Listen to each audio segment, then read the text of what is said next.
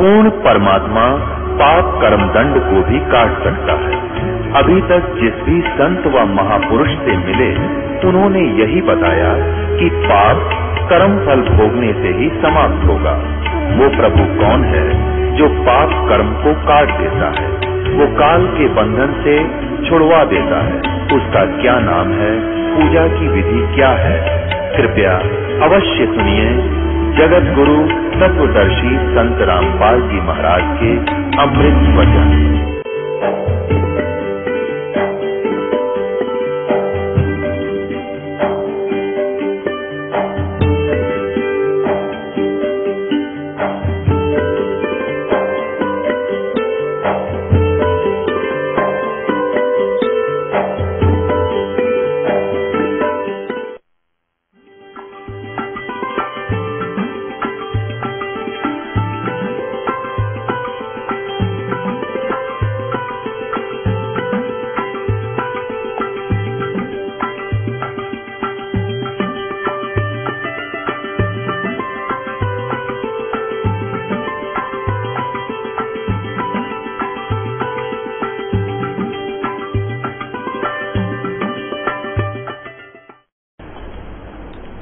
कर जोरों विनती करूं, धरूं चरण पर शीसे। गुरु राम देवानंद जी महाराज ने दियो नाम बख्शीश। कोटि कोटि सिजदा करूं, कोटि कोटि प्रणाम। चरण कमल में राखियो, मैं बांधी जाम गुलाम। अवगुण किए तो बहुत किए, करत न मानी आरे। बावे बंदा बख्श दियो, बावे गर्दन उतार। अवगुण मेरे बाप जी, बख्शो गरीब निवाज। जो मैं पूत कपूत हूँ, बहुर पिता को लाज।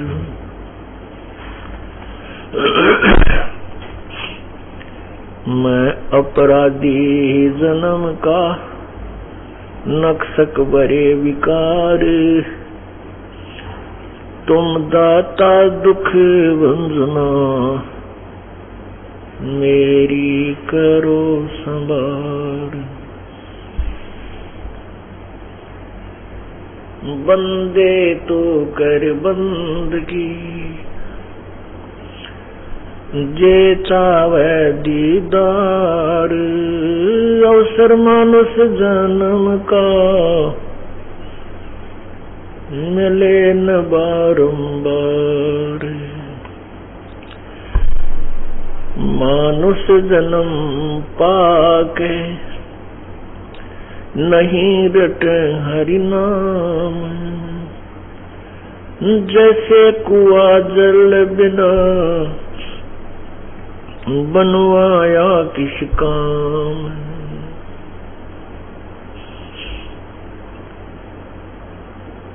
राम नाम रटते रहो,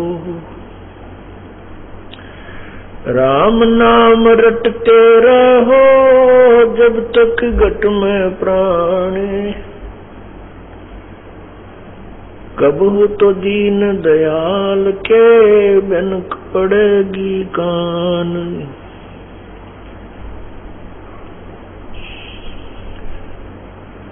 लूट सको तो लूटियो, राम नाम की लूट। पीछे फिर पछताओगे, प्राण जहांगे छूट।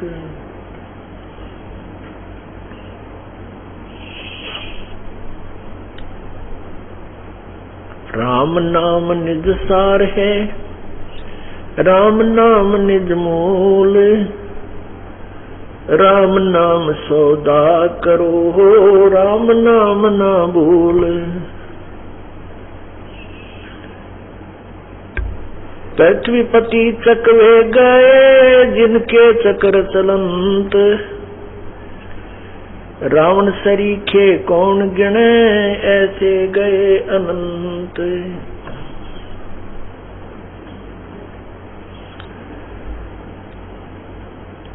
सर्व सोने की लंका होती रावण से रणधीरम, एक पलक में राज विराजियो जम के पड़े जंजीरम।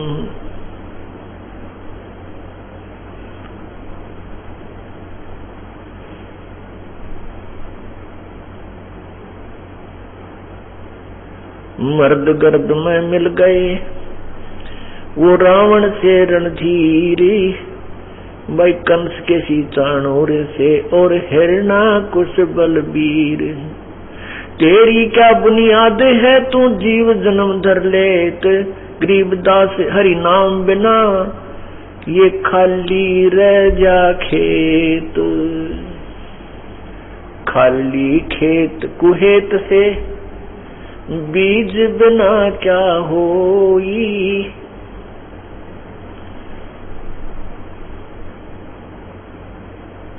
परम पिता परमात्मा सारी सृष्टि के रचनहार, सुख के सागर, बंदी छोड़ सतपुरुष कबीर जी, कबीर देव,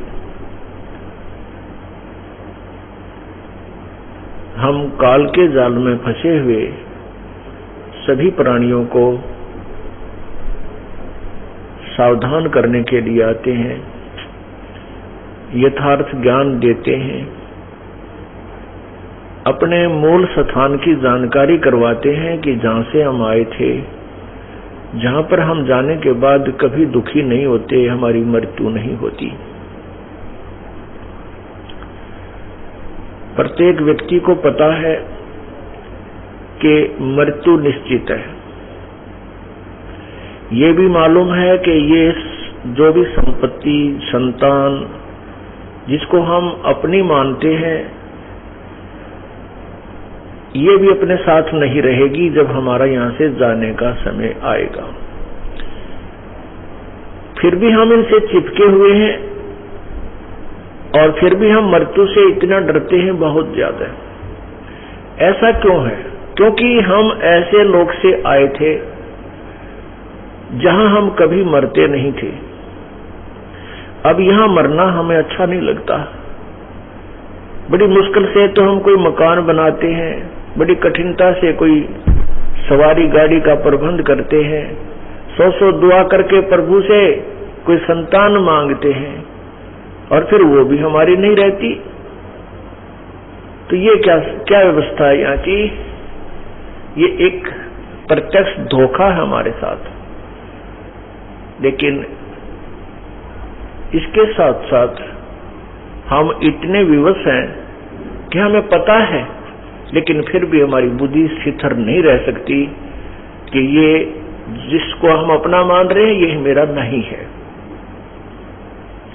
अक्षणिक ध्यान आता है कुछ समय के लिए, ये जो सत्संग सुनते तब तो आ जाता है क्या सचमुच ऐसा ही है, लेकिन उसके तुरंत बाद फिर इतना प्रेशर बन जाता है कि भाग ले, वो करना है, चल वो करना है, वो ऐसा कर दूंगा, और मन माने कहीं रास्ते में एक्सीडेंट होकर काम तमाम हो जाए। यह बात हम याद नहीं रखते। परमात्मा कहते हैं मौत भूल गया बावड़े तूने अचरज किया कौन। सबसे बड़ा हम जो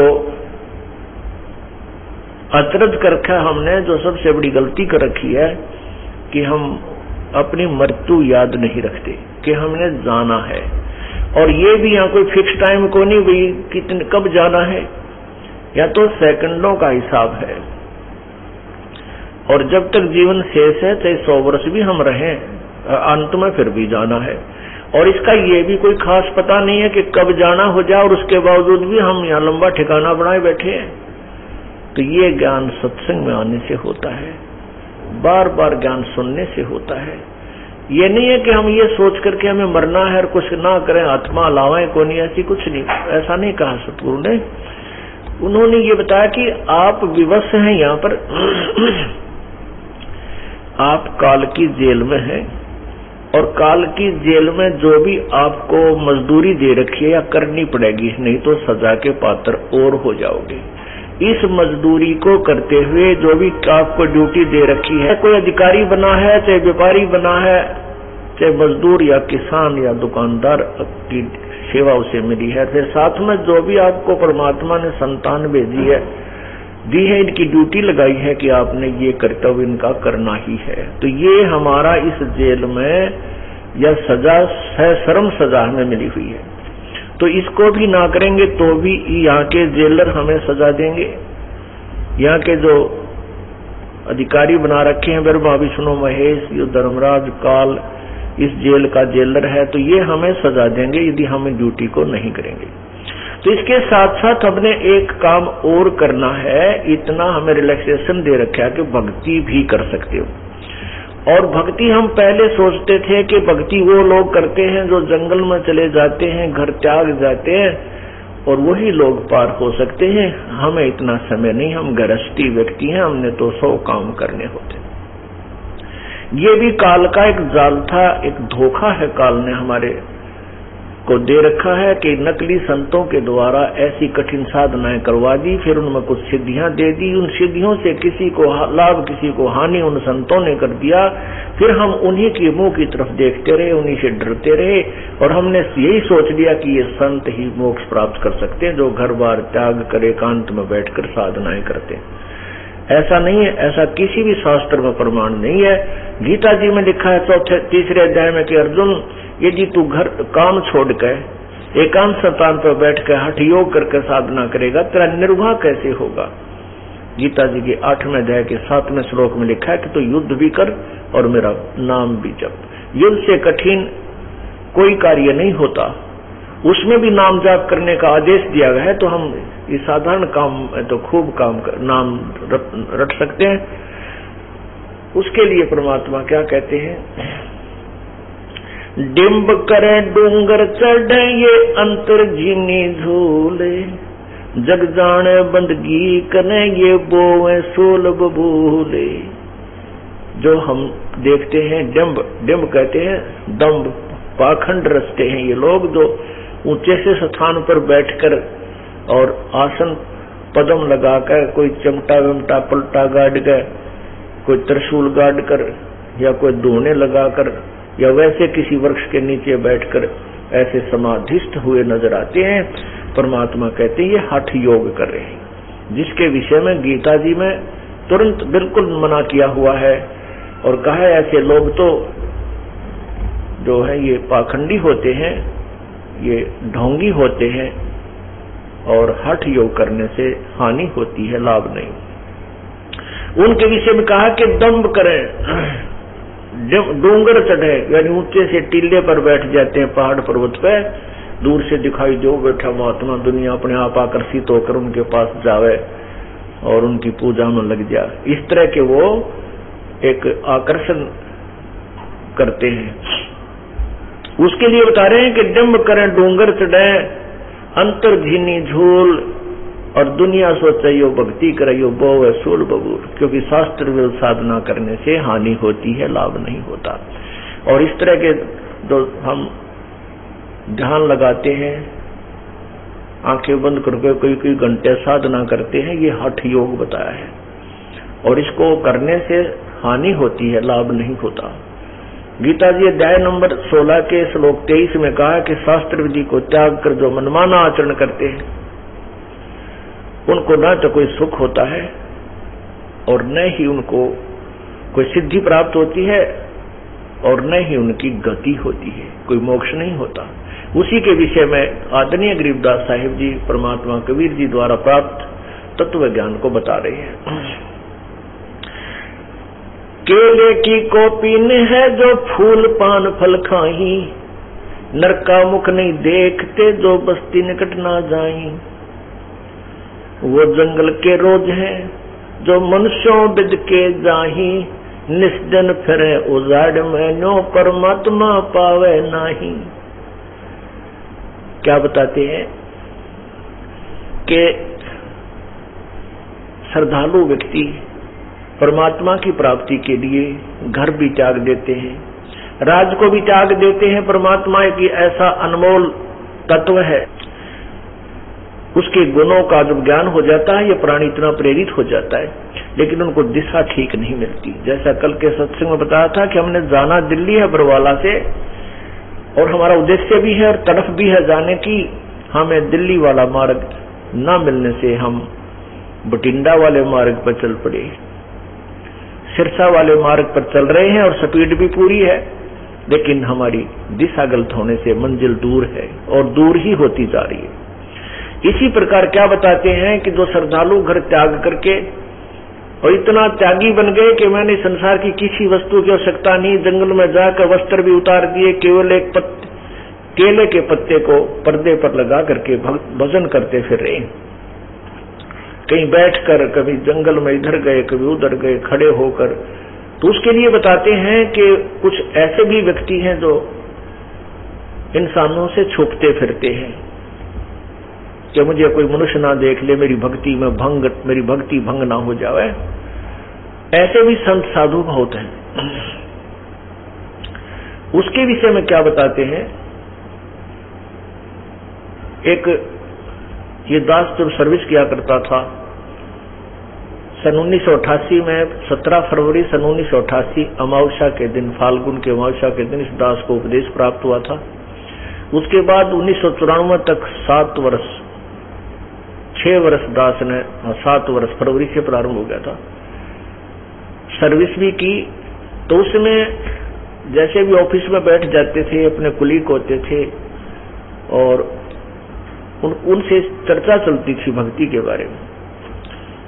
वो बाकी तो सुनते रहते थे। जब ये दास कहता था कि कबीर परमात्मा है तो उनके मुंह कड़वे हो जाते थे, जैसे कुड़ी ने खा दी। कहने लगे नहीं, और ज्ञान तो आपका ठीक सा लग रहा है, लेकिन कबीर को आप परमात्मा कह रहे हो जुलाए को, ये गले नहीं उतर सकती।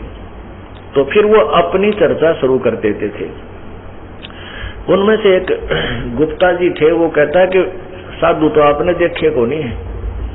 एक बार हम जा रहे थे और नून हरिद्वार में और आगे चले गए ऋषिकेश से भी ऊपर पहाड़िया में, वहां 10-20 भगत इकट्ठे होकर वहां खड़े थे। वो चर्चा कर रहे थे कि एक महात्मा रहता है यहाँ पर, नील वस्त्र रहता है। और भाई उनमें से एक कहता है कि बस आज तो मेरे भाग उदय हो गए थे, मैंने महात्मा का मुंह नहीं देख सका, पीछे पीछे से थोड़ा सा देखने पाया, इतने में वो भाग करके गुफा में, मतलब जंगल में चला गया दूर। अगर उस नगन जंगल में घूमने वाले साधु के दर्शन हो जाते तो मेरा बेड़ा पार हो जाता। नो कहे ऐसा ये जो है मनुष्य किसी को दर्शन नहीं देता। उसके विषय में फिर दास ने ये कहा उनको, लेकिन उनके गले तो नहीं उतरा, क्योंकि ये ज्ञान ऐसा अटपटा है और हमने जो सुन रखा है वो बिल्कुल व्यर्थ ज्ञान सुना हुआ, लोक वेद सुन रखा है। उसके विषय में गरीबदास साहेब तत्व ज्ञान बता रहे हैं। केले की कोपीन है जो फूल पान फल खाही, फूल पत्ते, पान माने पत्ते, और फल आदि खाते हैं, और नरक का मुख नहीं देखते जो बस्ती निकट न जाही। वो जंगल के रोज हैं, वो भक्त संत नहीं है, वो तो जंगल के रोज हैं जो आदमियां ते बेदक कर भाग जाते हैं, वो संत नहीं है। वो जंगल के रोज हैं जो मनुष्यों बिद के जाई। तो पुण्यात्मा ये बातें ध्यान से सुनने की होती हैं। परमात्मा की भक्ति के लिए हमारे को घर त्यागने की आवश्यकता नहीं है। हमने क्या त्यागना है? बीड़ी, शराब, मांस, तम्बाकू को त्यागना है। उसके विषय में क्या बताया है कि डेरे दंड खुसर हो, ये खुसरे लहे न मोक्ष। ध्रुव पर जब पार हो गए फिर भाई गृहस्थी में क्या दोष। अब हम ऐसा लोकवेद सुना हुआ था कि भी मोक्ष तो वही प्राप्त करते हैं जो बिल्कुल बाल ब्रह्मचारी रहते हैं, शादी नहीं कराई जंगल में चले जाते हैं, बाकी तो जो शादी करा लेते हैं वो तो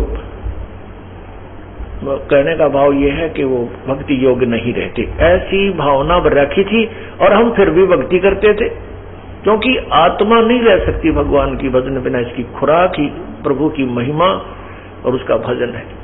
फिर भी जैसा हमें कोई भी कैसा ही नाम मंत्र महिमा सुनी थी उसको हम अवश्य ग्रहण करते थे, उसकी गुणगान किया ही करते थे।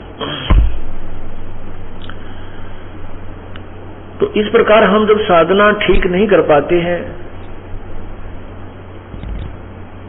तो हम यही सोच रखा था कि जो ब्रह्मचारी रहते हैं वही मोक्ष प्राप्त करते हैं, और विशेषकर उस संत को ज्यादा महत्व दिया जाता था जो बाल ब्रह्मचारी होता था, उसको ज्यादा महत्व देते थे कि ये है सही खरा आदमी।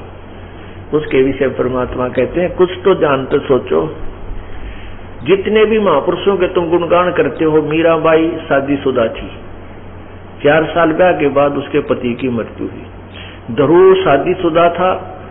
ध्रुव जो 5 वर्ष की उम्र में उसने जो परमात्मा की साधना की, उसे भगवान प्रकट हुए, फिर उनको यहाँ का राज्य दिया। उसके बाद ध्रुव ने ब्याह करवाया और भक्ति की। और साथ में विष्णु पुराण में ये भी लिखा है कि उसके भाई की पत्नी जो थी, जो मौसी का बेटा था उत्तम, वो भी ध्रुव के साथ ही पल्ला लगा दी थी। और प्रहलाद ने 10 वर्ष की उम्र में परमात्मा की प्राप्ति हुई। कहते हैं नरसिंह रूप में परमात्मा प्रकट हुए।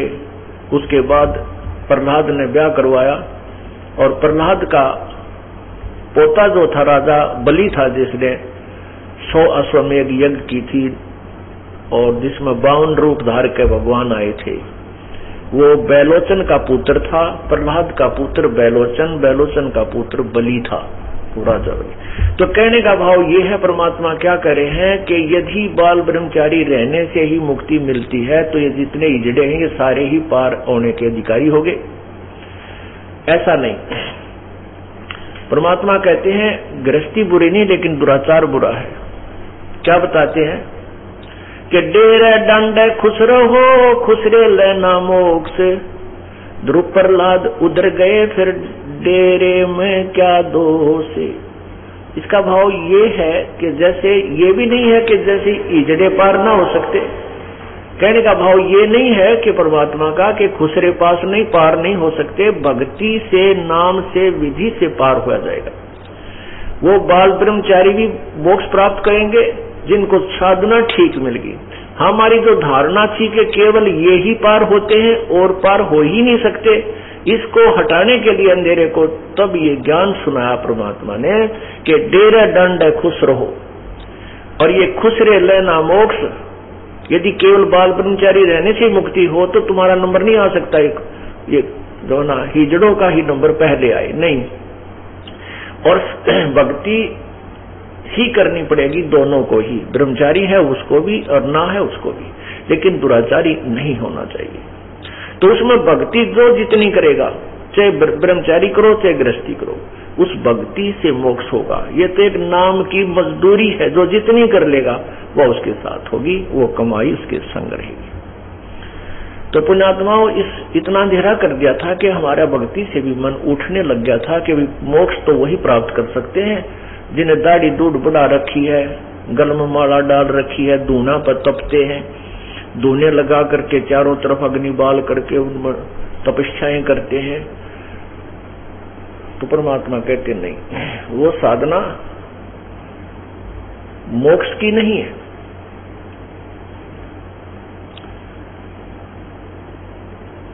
तो इसलिए हमें दिशा ठीक ना मिलने से हम भ्रमित हो गए और परमात्मा से दूर होते चले गए, और परमात्मा से दूर होकर के हम विकारी बन गए। तो हमने क्या त्यागना है? बीड़ी, शराब, मांस, तम्बाकू को परित्याग करना है। चोरी, ठगी, जारी, लूट, खसोट, डाके, इनको त्यागना है। ये हमने त्यागने पड़ेंगे। उसके बाद जो हमारे ऊपर 4-5 और विकार लगा रखे हैं काल भगवान ने, काम यानी विषय वासनाएं, क्रोध, मोह, लोभ, अहंकार, ये जीव के बस का नहीं कि इनको त्याग सके। बीड़ी, शराब, मांस, तम्बाकू, चोरी, ठगी हम त्याग सकते हैं।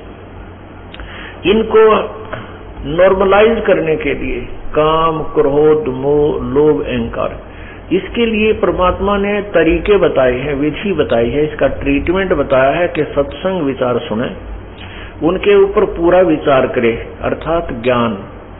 दूसरा भक्ति भगवान की, तीसरा दान। तो इससे क्या होता है, हमारे अंदर जो विकार हैं वो नॉर्मल होते चले जाते हैं। क्रोध भी कम हो जाता है, थोड़ा बहुत होता है तो वो सीमित सा रह जाता है, और पहले ज्यादा हो जाता था। भक्ति करने से इसमें इतना अंतर आता चला जाता है, और धीरे धीरे ये बिल्कुल जरा सा रह जाएगा, थोड़ी सी फूफा रह जाएगी। अब मन को ज्ञान रूपी रस्से से बांध दिया जाता है। ज्ञान रूपी, तत्व ज्ञान रूपी रस्से से मन को बांध दिया जाता है। जैसे कोई शरारती पशु है, बैल है, भैंस है, गाय है, उसको टाइट बांध दिया जाता रस्से से, तो वो उससे आगे हानि नहीं पहुंचा सकती। उस रस्से की रेंज में ही वह ऐसे सर सुर मार कर अपनी फूफा कर लेगी, लेकिन हानि नहीं पहुंचा सकता वो पशु। ठीक इसी प्रकार इस मन पशु को इस तत्व ज्ञान रूपी रस्से से परमात्मा बांध देता है। इसकी आदत तो है ऐसी फूफा बकवाद करने की, ओछी मंदी सोचने की, लेकिन ये ज्ञान रूपी रस्सा इसको सीमा पार नहीं करने देता, इसलिए हानि नहीं कर सकता आपकी। ये सब ये ज्ञान से ही रहेगा। अगर ज्ञान आप नहीं सुनोगे, सत्संग सुनने नहीं आओगे, या घर पे बैठ के सीडी वगैरह कैसेट आदि नहीं सुनोगे दिन में या दूसरे तीसरे दिन, तो ये मन जो है फिर भारी हो जाएगा, हैवी हो जाएगा आत्मा के ऊपर। आत्मा की खुराक है भगवान की चर्चा, मन की खुराक है संसारिक बातों में लीन रहना, बकवादे करना, रागनी सुनना, किसी की निंदा सुनना, और पर कई प्रकार की किसी प्रकार की चटपटी बातें शुरू कर दे, बड़ा प्रसन्न होकर सुनता है। और भगवान की जो कथा है वो केवल आत्मा को अच्छी लगती है। जब आत्मा तगड़ी रहेगी तो मन आत्मा के साथ रहेगा। एक बार गरीबदास साहिब जी, ये किसान थे, अपने घर बैठे थे, तो उनका एक किसान ही शिष्य था। वो आकर कहने लगा, महाराज जी आपके विचार सुनते हैं तब तक तो ये मन कति दुबका बैठा रहता है, सारी आंवर ले है। ठीक कहे महाराज जी, सही कह रहे हैं, बिल्कुल ऐसे करूंगा। और यहाँ से बाहर जाते इसकी वही वाईफाई हो जाए तो जाते ही वही विचार इसके नो के नो कर्म उसी तरह खेचा तानी रखे, इसका के समाधान हो प्रभु। तब उन्होंने बताया कि आपके पास 2 बैल हैं। हाँ जी। एक बैल दूसरे को मारता है, चारा भी नहीं चरने देता है। तो वो कहता है, किसान बिल्कुल सही कह रहे हो जी, तो आप क्या करते हो दूसरे बैल को चारा चराने के लिए? तो कहता जी जैसे खेत में हम ले जाते हैं, एक टोकरे में इकट्ठा ही चारा चराना होता है, तो मैं डंडा लेकर बैठ जाता हूँ और या उसको करड़ा बांध देता हूँ टाइट, जो फूफा गणी करा दूसरे को खाने नहीं देता, तो उसको इतना टाइट बांध देता हूँ उसका मुंह उस टोकरे तक पहुंचता है और दूसरा आराम से खा लेता है। तो इसलिए परमात्मा कहते हैं ये मन और आत्मा 2 इकट्ठे जोड़ रखे हैं इस काल भगवान ने, ये 2 बैल है। अब ये मन जो है खुला चरकर तगड़ा हो गया, और ये तगड़ा होकर के आत्मा को डराता रहता है, और आत्मा इससे दबकी बैठी है। अब तो आत्मा की खुराक बढ़ा दे। जैसे समझदार हाली क्या करता है कि जो दूसरे पशु को एक बैल तंग करता है तो उसकी खुराक कम कर देता है, उसकी बढ़ा देता है, तो वो तगड़ा हो जाता है।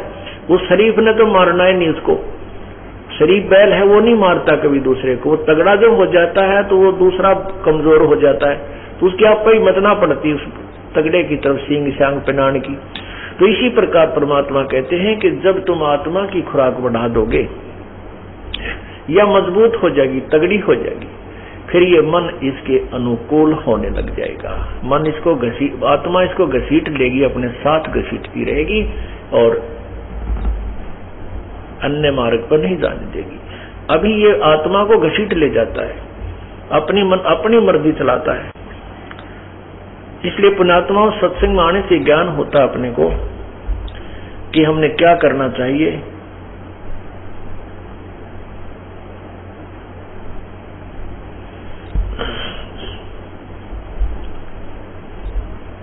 और जो धारणा हमने बना रखी है कि केवल बना रखी थी कि मोक्ष तो वही प्राप्त करते हैं जो घर त्याग जाते हैं, ऐसा कुछ नहीं है।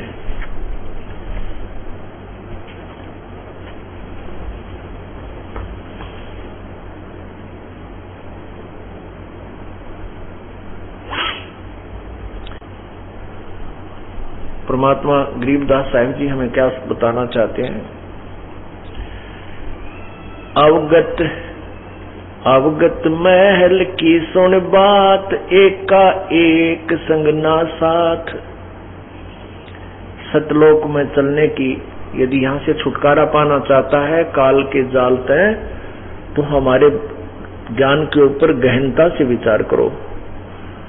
और इसके विषय में बताते हैं परमात्मा, ये केवल सुनने तक सीमित नहीं रखना, इसके ऊपर आपने अमल भी करना है, इसको करना भी है। कहते हैं ये बातें कहन सुन की नहीं है, कर पाड़ने की है।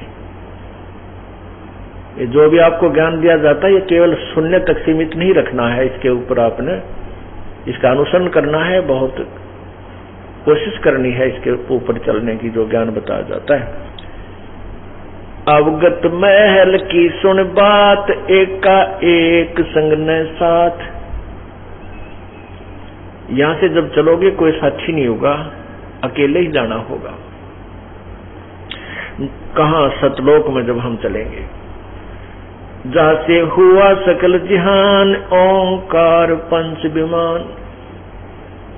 ये जिस परमात्मा से ब्रह्मा विष्णु महेश माया और ये काल, इन पांचों की उत्पत्ति हुई है, वो पूर्ण परमात्मा है।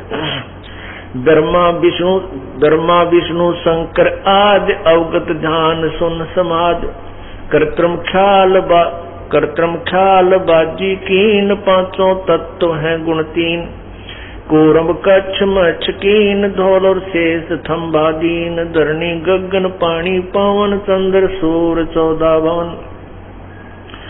84 लख कृत्रिम जीव, कबीर आप समर्थ पीव।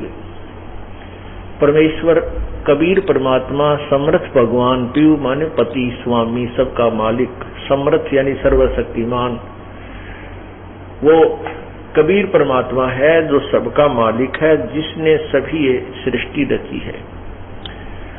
सतगुरु किया कृत्रिम ख्याल, बाजी गैब की चाल। सतगुरु किया कृत्रिम ख्याल, बाजी गैबी गैब चाल। ना दुर्बिंद की है दे, जाम धर्म कर्म संदेह। 5 25 तीनों माही, आवागमन हंसा जाही। माया मूल का बासा, के जोरा काल हंस गिरासा। हंसा कौन विद छूटे, के जोरा काल तिस लूटे। कहती है ये हंस, ये जीवात्मा किस विधि से छूटे, कैसे इसका छुटकारा हो बेचारे का। ये काल ने इसको बहुत प्रकार से लूट रखा है, इसको सच्चाई नहीं बता रखी, धोखा दे रखा है, शास्त्र विरुद्ध साधना पर इसको आरूढ़ किया हुआ। सतगुरु मिले संत सुजान, तो यो मिटे आवाजान। कहते हैं कोई तत्वदर्शी संत मिले तो ये जन्म मरण और आना जाना ये छूट सकता है। सतगुरु मिले संत सुजान, तो ये मिटे आवाजान। नोदर मास कुंभी कुंड, हंसा सकल रुंड मुंड। नेमी नेम कर भूले, उर्दमुख पींग क्यों झूले। कस झूले। पंच अग्नि लावे पीठ, 14 ज्ञान सकल बसीठ।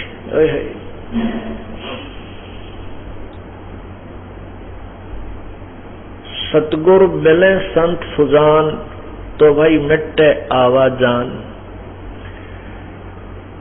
नोदर मास कुंभी कुंड, माँ के पेट में सबसे भयंकर नरक है। और 9-10 महीनों तक आपको, प्रत्येक प्राणी को, मनुष्य को माँ के गर्भ में उस कुंड में रहना पड़ा, नरक में रहना पड़ा।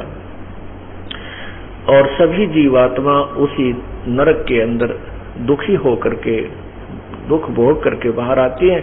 और उस समय ये बहुत परमात्मा को याद करते हैं, बाहर आते ही भूल जाते हैं।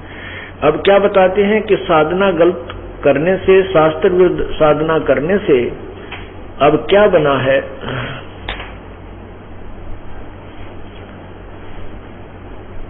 नेमी नेम कर भूले, अर्धमुखी पींग कस झूले, पंच अग्नि लावे पीठ, सौदा ज्ञान सकल बसीठ, मुंडित जट्टा जुटम भेख, डूबा सकल बिना विवेक। है बिरक्त उदासी ऐन, माया लागे मीठी सैन, नेमी नेम कर भूले, उर्दमुख पींग कस झूले। यानी परमात्मा के पाने के लिए जो साधनाएं कर रहे हैं, कोई तो एक झूला डाल लेते हैं साधु, और उसके ऊपर ऐसे हाथ रख के सारा दिन खड़े रहते हैं, दिन रात खड़े रहते हैं, कई वर्षों तक। कुछ क्या करते हैं कि सिरासन करते हैं, ऊपर ने पैर और नीचे ने, कुछ पैरों को बांध लेते हैं, ऊपर पैरों को और नीचे सिर, वैसे रखे रहते हैं। इस तरह की साधनाएं करते हैं जिनसे प्रभु प्राप्ति नहीं हो सकती, जो कि उनको रास्ता ठीक नहीं मिला। उसके विषय में संत गरीबदास साहिब जी बता रहे हैं। जुटित मुंडित जट्टा जूट भेख, डूबा सकल बिन विवेक। एक तो कति मुंड मुंडाते हैं, सिर कचकोल बना लेते हैं और लाल कपड़े पहनकर जैसे भी, या बिल्कुल कोपिन एक लंगोट बांध कर रहते हैं। और दूसरे जो है बड़ी बड़ी जटा रखते हैं। कहते हैं केवल इस ऊपरले दिखावे से, चाहे कोई मुंड मुंडा ले और लाल कपड़े पहन ले, और चाहे कोई बड़ी बड़ी जटा रखवा ले सिर पे, दाढ़ी बढ़ा ले,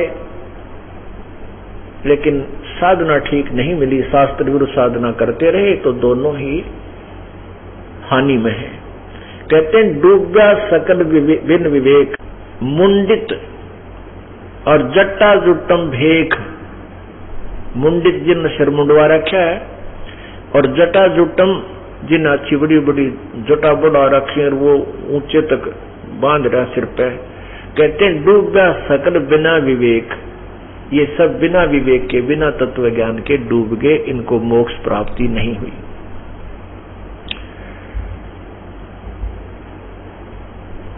अंतर लगी है झिनीक, माया मूल किसीनी, सूचित करें आसन जोग, सतनाम बिना सब रोग। सूचित आसन करें जोग। अब जो आसन, योगासन जो करते हैं, इनके विषय में बता रहे हैं कि यदि सतनाम नहीं मिला तो यो भी कोई लाभ नहीं है। रोग निवारण के लिए योगासन करते हैं। और यदि आपको सतनाम, सच्चा नाम, पूर्ण संत नहीं मिले तो आपको तो बहुत भयंकर रोग है, वो इन योग आसनों से समाप्त नहीं हो सकता। ये नहीं बता रहे परमात्मा कि योगासन करना बुरा है, ये नहीं कह रहे भगवान के जटा रखनी बुरी है, ये नहीं कह रहे परमात्मा के मुंड मुंडाना बुरा है। उनका कहने का तात्पर्य ये है कि सतनाम जिसको मिल गया, पूर्ण संत मिल गया, और वो मर्यादा में रहता हुआ भक्ति कर रहा है, चाहे जटा बड़ी है चाहे छोटी है, सिर मुंडवा रखा है चाहे ना मुंडवा रखा है, चाहे कटिंग सिंपल करवा रखी है, और कैसे ही कपड़े पहन रखे हैं, किसी प्रकार के अपने अक्षेत्र अनुसार, यदि वो साधना ठीक करते हैं तो सभी पार हो सकते हैं। और केवल ये जो बड़ी बड़ी जटाएं रखाते हैं या मुंड मुंडा करके अपने अलग से वेशभूषा बनाकर रहते हैं, गाला माला गल में डाल कर रहते हैं, और इनके पास बात भक्ति ठीक है नहीं, शास्त्र अनुकूल साधना नहीं है, तो ये व्यर्थ है, इनका जीवन व्यर्थ है, मोक्ष नहीं प्राप्त कर सकते।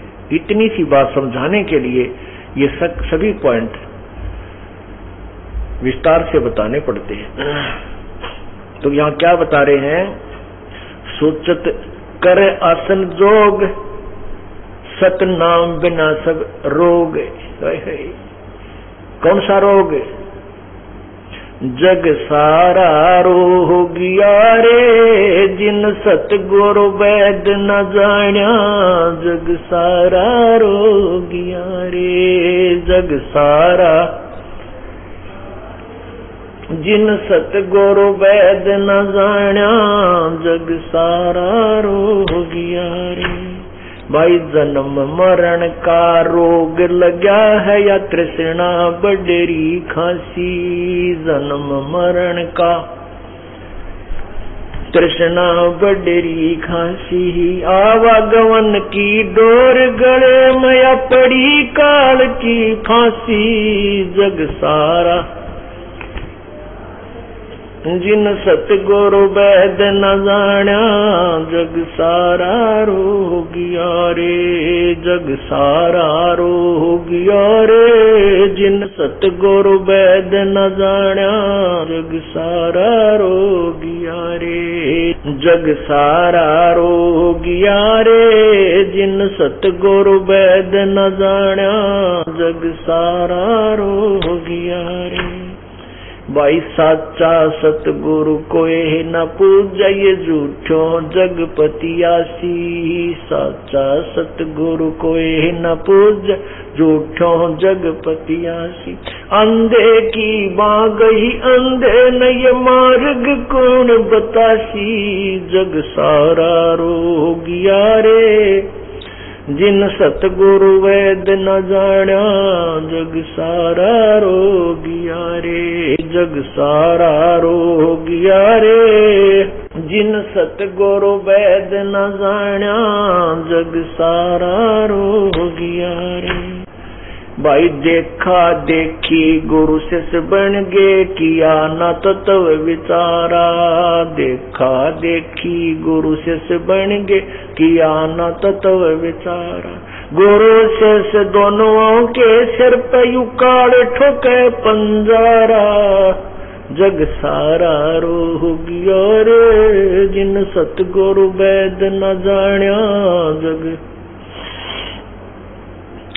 जग सारा रोगिया रे, जिन सतगुरु वैद न जान्या।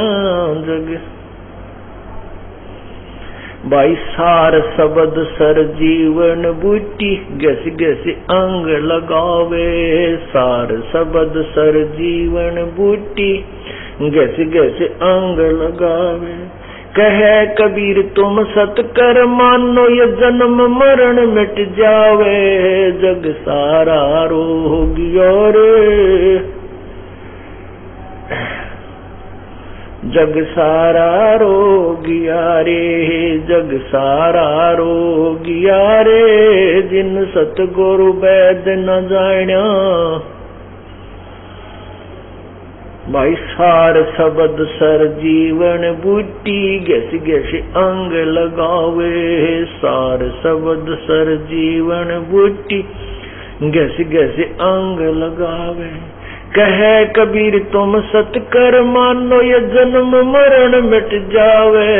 जग सारा रोगिया रे, जिन सतगुरु वैद न जान्या। जग सारा रोगिया रे, जग सारा रोगिया रे, जिन जग सारा रोगिया रे। अब क्या बताते हैं कि यदि आप एक रोग, शारीरिक रोग को नष्ट करने के लिए योगासन करते हैं, बुरा नहीं कहा, इसको नकारा नहीं, व्यर्थ नहीं कहा प्रभु ने, लेकिन इसके अंदर और एक कर्म रोग, दीर्घ रोग है। और योग आसनों से कर्म का रोग, कर्म की मार नहीं टल सकती। आप योग करते हो, आसन करते हो, और आपके ऐसी बीमारी है या कोई एक्सीडेंट हो गया, टांग टूट गई या कोई बाजू की हड्डी टूट गई, वहां पर रॉड डाल दी जाती है। आजकल सर्जरी बहुत की जाती है, तो उसमें आप योग आसन नहीं कर सकते। वो योगी कहेगा कि आप योग अभ्यास मत कीजिए। और ठीक है, आप स्वस्थ भी हैं और योग आसन से आप किसी रोग से मुक्त भी हो गए हो जाता है, और आपके कर्म की मार आ गई। जब वो कर्म की मार आएगी तो न तो कोई योगासन काम करेगा, कोई लाभ नहीं होगा, विपरीत असर होने लग जाएगा। न कोई मेडिसिन काम करेगी, और दवाई भी रिएक्शन करने लग जाएगी, औषधि भी व्यर्थ हो जाएंगी। तो वो परमात्मा के नाम से कटते हैं, मिटते हैं। यदि हम पहले से ही प्रभु के चरणों में लगे रहें, सच्चे ढंग से भक्ति करें, तो फिर वो रोग भी नहीं हो। परमात्मा के गुणों में लिखा है कि परमात्मा बीमार व्यक्ति से उसकी आयु भी ना रही हो, जिसकी मृत्यु भी होगी हो, और वो शरण में लगा हुआ है, भक्ति कर रहा है, और उसकी मान ले समय आ गया है, उसकी आयु शेष ना रही हो, तो उस साधक की, भक्ति करने वाले भक्त की परमात्मा उम्र भी बढ़ा देता है। प्रमाण है ऋग्वेद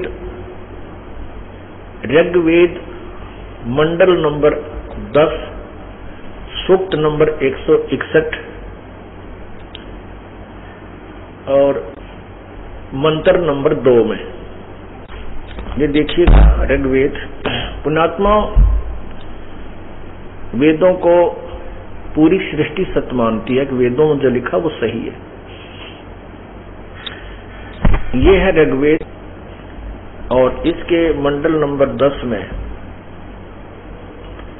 सूक्त नंबर 161 का ये देखिएगा। ऋग्वेद मंडल नंबर 10 सूक्त 161 161, और इसमें क्या लिखा है? यदि रोगी नष्ट जीवन शक्ति वाला हो, यानी वो मर चुका हो गया है, यानी कति उसकी जीवन शक्ति नष्ट हो गई हो, अर्थात वो मृत्यु के निकट है, यदि अथवा सीमा से पार गया है, चला गया है, मृत्यु के समीप पहुंच गया है, पहुंच गया ही है। आगे देखिए। तो भी उस रोगी को मैं, इन्होंने वैद लिख दिया, नहीं, यहाँ परमात्मा लिखना चाहिए। ये नालायक अपनी भक्ति ठीक नहीं रखा। कष्टप्रद रोग के पंजे से छुड़वा लेता हूं, और 100 शरद ऋतुओं तक जीने के लिए इसको बलयुक्त करता हूं। पुण्यात्मा, हम इतने गलत ज्ञान को सुन चुके हैं कि अब हमें वो सच्चा ज्ञान भी मिलता है, तो भी हम उसको स्वीकार करने में आनाकानी करते हैं। इसलिए नाना प्रकार के प्रमाण आपको देने पड़ते हैं। ये देखिएगा, अब उसने भी अनुवाद किया है और इसने भी अनुवाद किया है। ये देखिएगा, ऋग्वेद भाषा भाषम, और भाषाकार है महर्षि दान सरस्वती ने तो 1 से 6 मंडल किया। ये जो किया है श्रीपाद दामोदर सातव लेकर, ये इसने अनुवाद किया है आगे। तो इसके द्वारा ये कहां से प्रकाशित है? ये देखिएगा, ऋग्वेद भाष्यम महर्षि दान सरस्वती, संपादक दान अर्पण, नीचे विश्व मानव उत्थान परिषद, सामुदायिक केंद्र, पूर्वी कैलाश, नई दिल्ली। इसमें देखिएगा, इसने बिल्कुल सही अनुवाद किया है, निष्पक्ष। ये देखिएगा 10वां मंडल नंबर 10, और यहां देखो ये दूसरा श्लोक है, मंत्र है, ये दूसरा मंत्र, ये वाला दूसरा मंत्र है। इसका अनुवाद यहां किया गया है।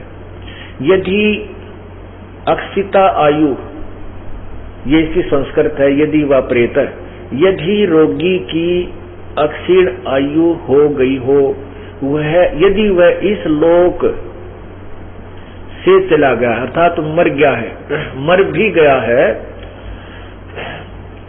आगे देखो, और यदि वह मृत्यु के पास पहुंचा हुआ है तो भी, आगे देखो, उसको मैं मृत्यु देवता ये नृति के पास से लौटा ला सकता हूं। आगे देखो, और उसको 100 वर्ष के जीवन के लिए प्रबल करूंगा। परमात्मा कह रहा है कि यदि वो मर भी गया है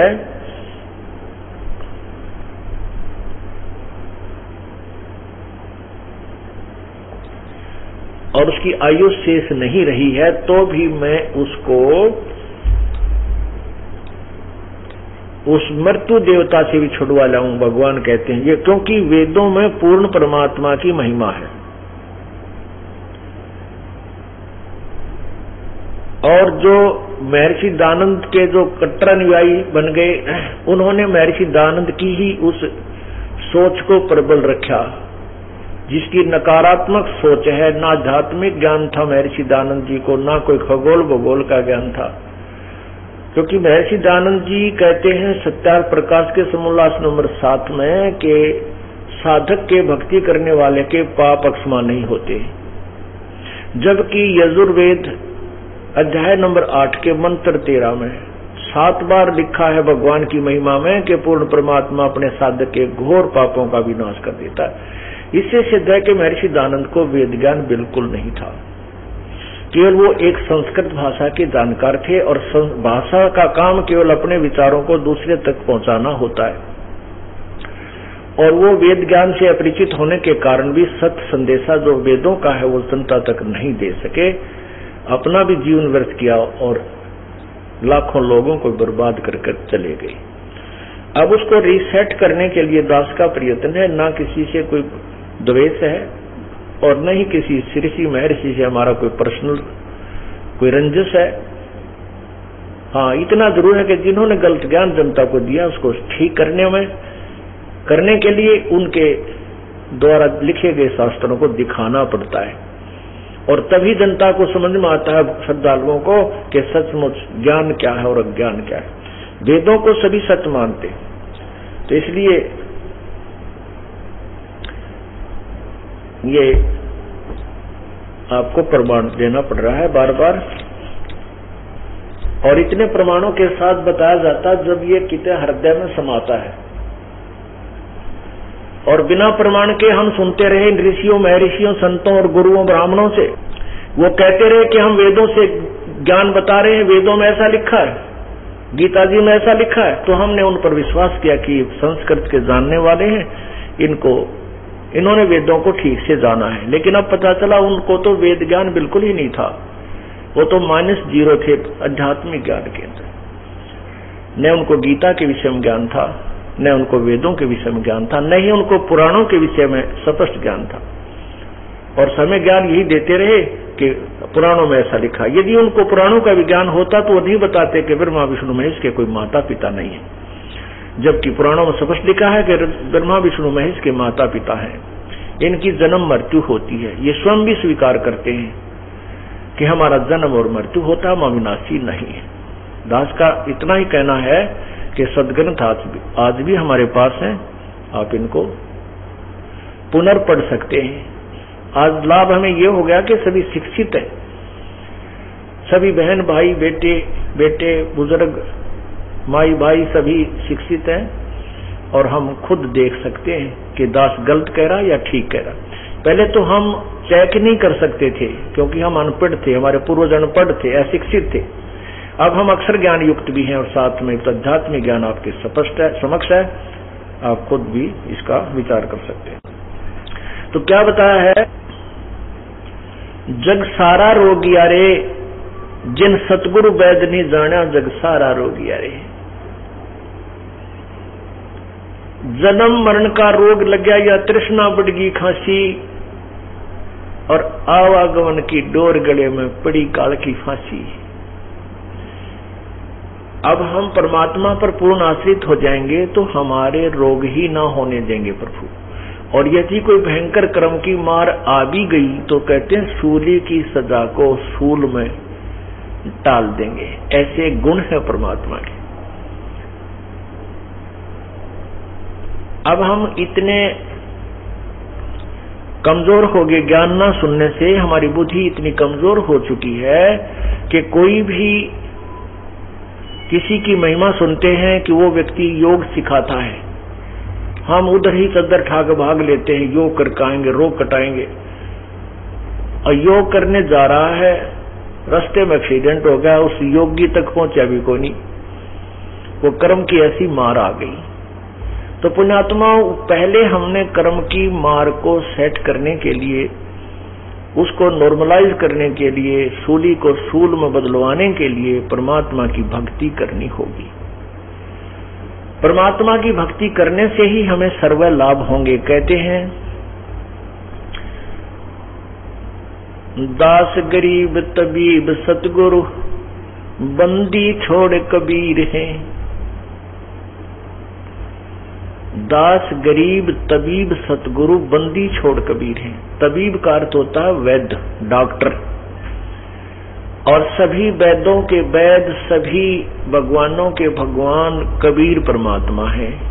परमात्मा कबीर जी की शरण में आने से, उनकी भक्ति करने से हमारे सभी रोग भी नष्ट हो जाते हैं।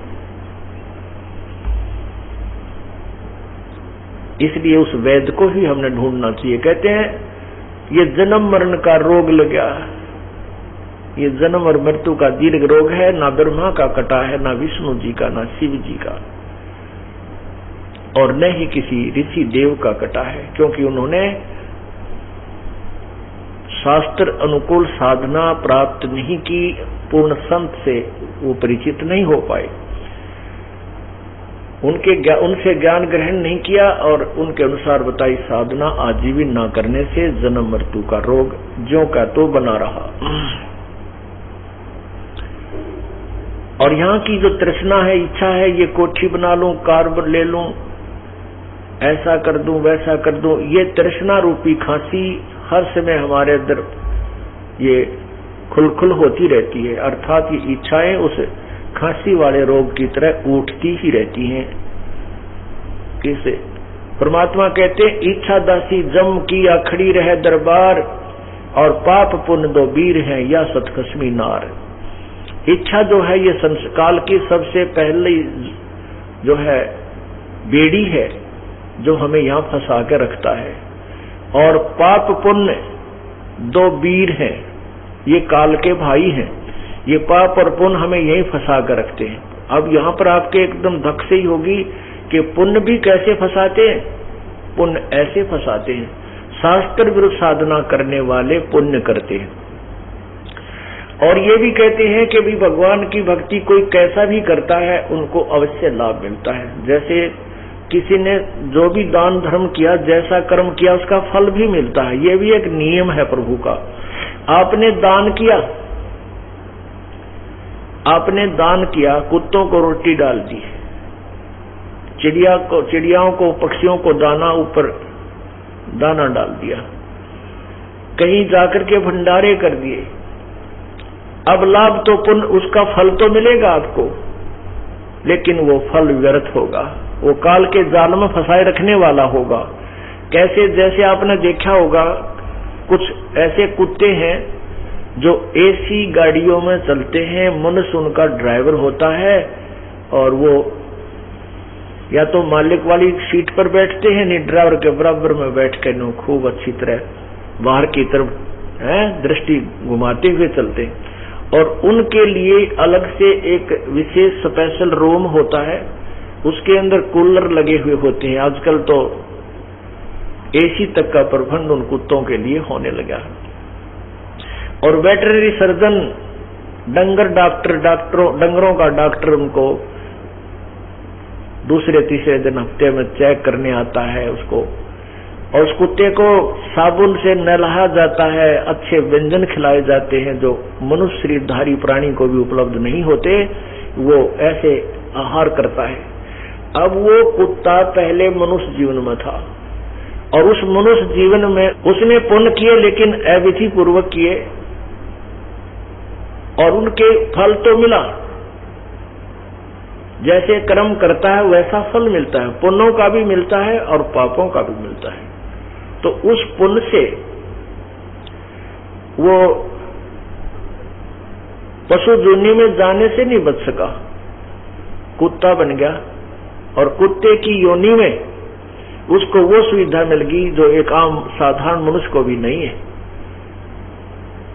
लेकिन यदि वो नालायक, यदि वो अनजान प्राणी मनुष्य शरीर में था और किसी परम संत की शरण में जाकर के शास्त्र अनुकूल साधना करता, परमात्मा का नाम विधिवत जाप करता, तो वो सुविधा तो उसको मिलनी थी उसके किए हुए पुण्य की, लेकिन उसको शरीर मनुष्य का मिल जाता, और मनुष्य के शरीर में उसको कभी ना कभी कोई सत्संग की कहीं आवाज कानों में पड़ जाती, वो जाके कल्याण फिर करा लेता और छुटकारा किसी न किसी जीवन में हो ही जाता।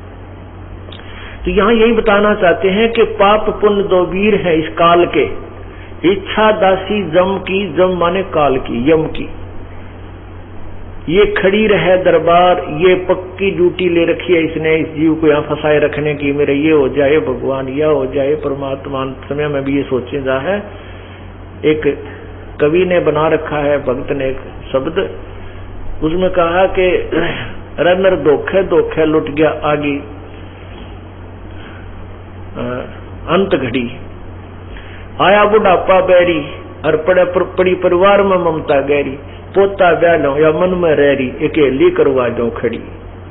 कहते हैं बुढ़ापे में दूनी इच्छा उठने लग जाती है, ये काल का जाल है कि आया बुढ़ापा बैरी और पड़ी परिवार में ममता गहरी, एक पोता ब्याह लो हे भगवान, फिर बेशक मर जाऊं, एक पोता का ब्याह हो जाए मेरी आंखें आ गई, और फिर पोते का ब्याह हो जाए, नो कहे कि ली और बन जाए दूसरे लड़के की, एक मकान कम रह गया, यो बन जाए। ये इच्छाएं जो है अंत में वो मर जाता है बुढ़ा, वहीं की तरह कुत्ता गधा सुअर बनकर या कोई चिड़िया कौवा बनकर वहीं चक्कर काटता रहता है। वो जहाँ आशा ता वासा होई और मन कर्म वचन सुमरियो सोई। ये नियम बता रखे प्रभु के, जहाँ तुम्हारी अंत समय में इच्छा होगी वहीं पुनर्जन्म अवश्य होगा।